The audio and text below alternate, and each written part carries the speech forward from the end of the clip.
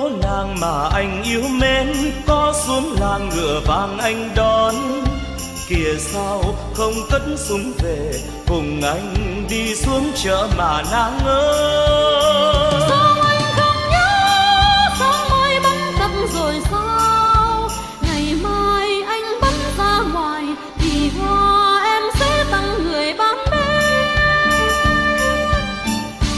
Ơi cô nàng mà anh yêu mến, nếu mãi mà đạn kia anh bắn cả 3 viên trúng vòng 10, thì hoa em sẽ tặng người nào đây? Ai tin anh nói sớm mai bắn vào điểm đen? Vì sao em nói đi nào? Vì hôm nay vẫn xuống làng, thì mai tay súng vững vàng làm sao? Nếu anh ở lại tập cùng em, có ai mà lại tin anh nói? Vì sao ơi hỡi cô nàng? Vì anh đã có ngựa vàng của anh. Em sao không rõ thế cây súng này của ai? Còn kia 2 chú ngựa vàng là anh mang đến đón nàng cùng đi. Ơi cô nàng mà anh yêu mến, sao ngựa vàng cùng anh xuống núi? Ngày mai anh quyết thi tài và 3 viên trúng vòng 10, thì em đây sẽ là người của anh. quê hương ta hỡi, núi cao suối ngàn của ta.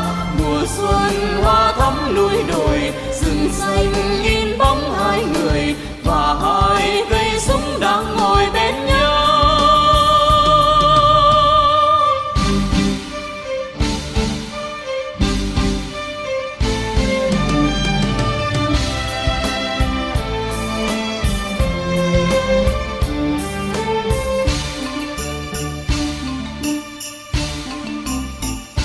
Tiếng chim rừng chào mừng bình minh, hót trên cành rộn ràng đây đó. Hạt sương thấm ướt cánh đào, tưởng như ta bước lạc vào đông thiên. Quê hương ta ơi, núi cao suối ngàn của ta.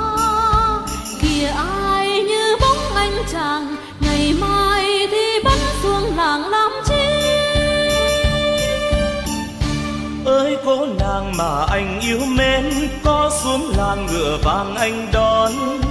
Kìa sao không cất súng về, cùng anh đi xuống chợ mà nàng ơi. Sao anh không nhớ, sao mai bắn tập rồi sao?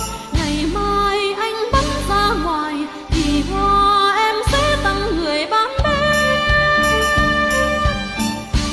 Ơi cô nàng mà anh yêu mến, nếu mãi mà đạn kia anh bắn cả 3 viên trúng vòng 10, thì hoa em sẽ tặng người nào đây?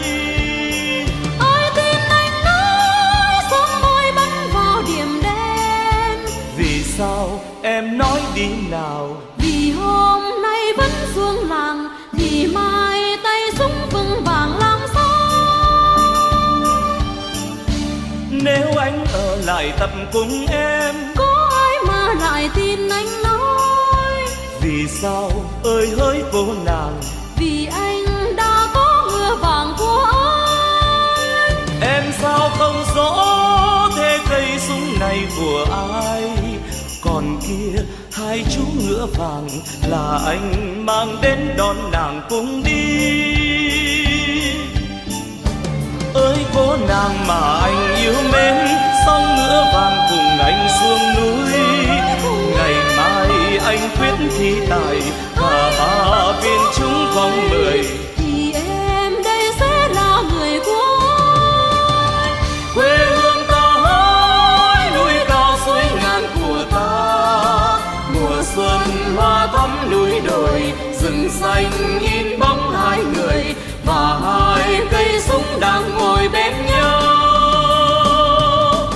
Mùa xuân hoa thắm núi đồi, rừng xanh in bóng 2 người và 2 cây súng đang ngồi.